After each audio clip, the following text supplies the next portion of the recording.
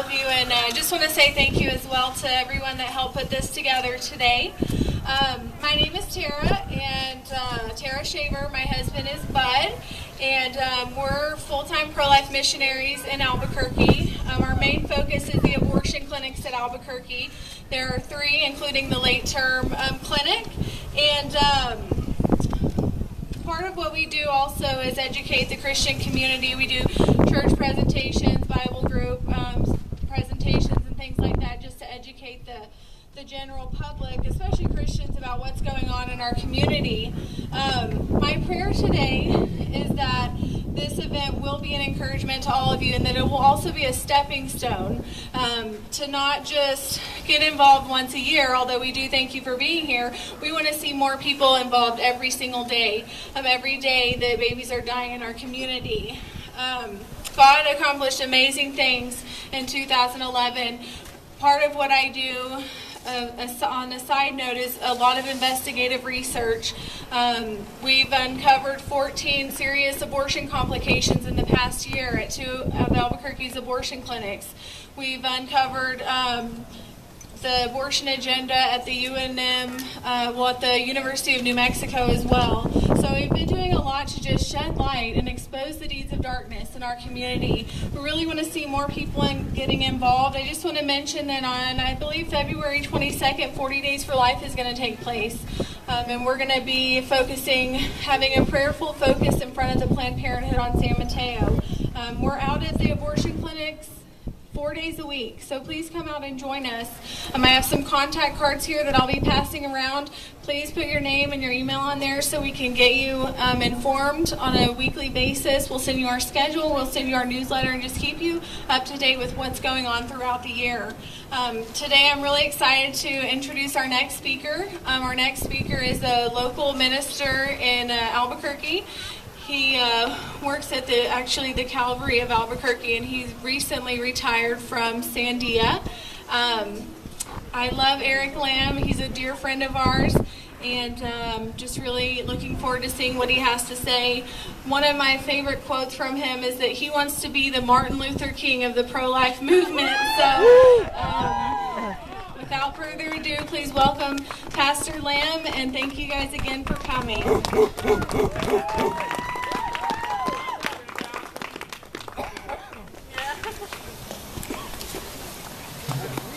Wow, that's heavy. Thank you, Tara. Thank you, Bud, for the work that you do in Albuquerque. We're blessed by you. We're encouraged by you. And Tara, thank you for your testimony. And Steve, thank you for your testimony.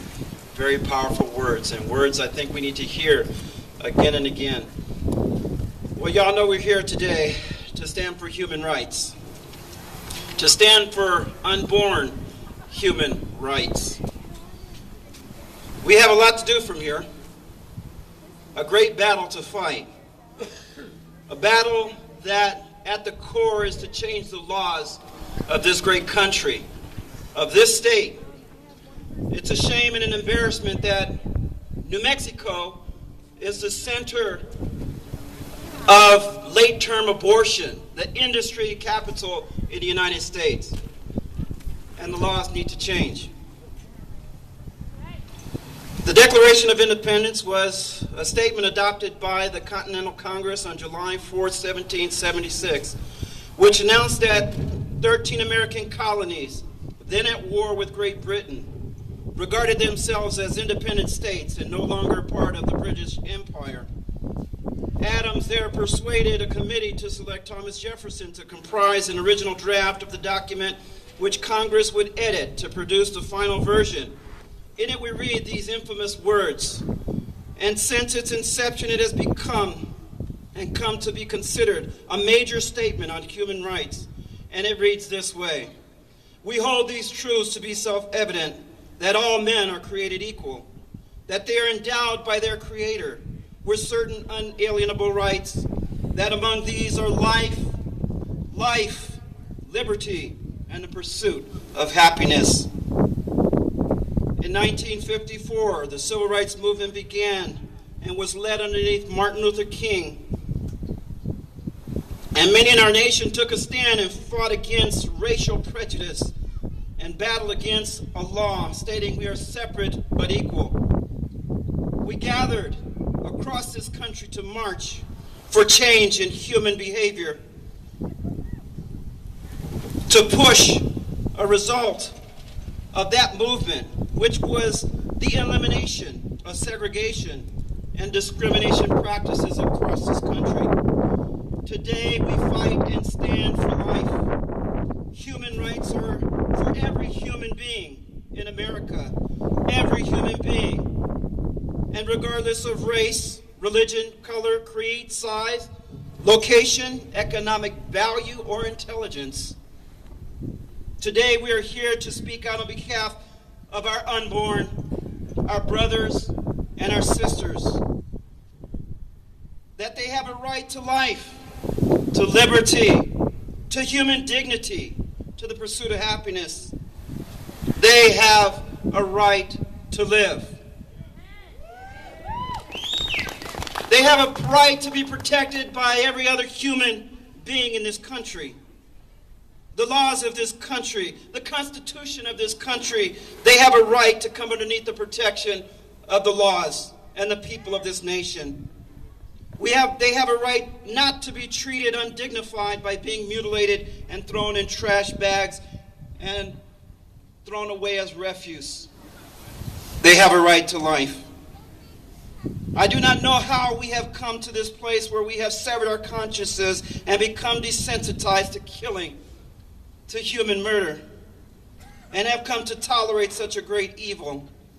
And it is a great evil when we have allowed the legalized systematic killing of our babies, the legal and systematic destruction of human life. I don't know about you, but I must cry out. Our voices must be heard. Abortion is wrong.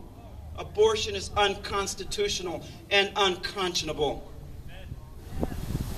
I must say this, and I mean no disrespect to my brothers and sisters here and to all the organizations represented here, because I support you. I stand behind you. And I love the work that we have to do. But more must be done. More must be done. It's not enough to just gather together and raise the awareness of an issue that needs to stop. There needs to be greater work done to stop and to change the laws in this country that allow human life to be systematically destroyed.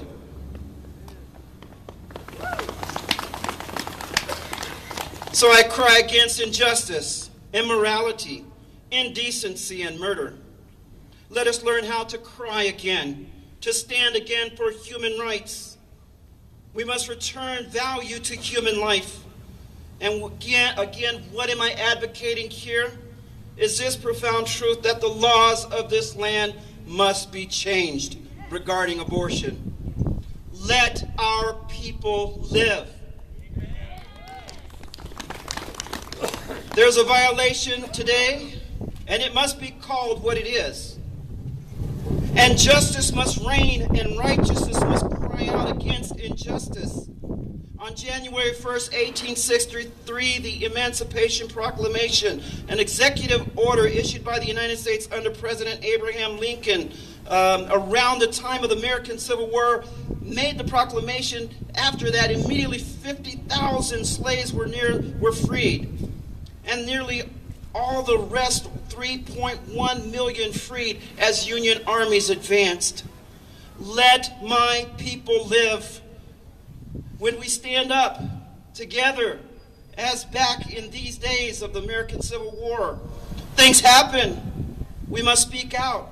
We must fight a battle for justice, a battle against, and non-violently, and this battle must be won, and relentless, in love and effort to see the laws changed.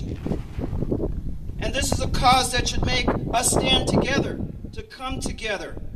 And when we stand side by side, the things that divide us begin to unravel and righteousness can prevail. Someone once said evil prevails when good people stand back and do nothing. I believe here there's a bunch of good people, but more must be done. There's much confusion over this issue of abortion, many arguments and excuses as to why it should continue. And in the midst of all this confusion, someone must stand and exercise good sense on the matter.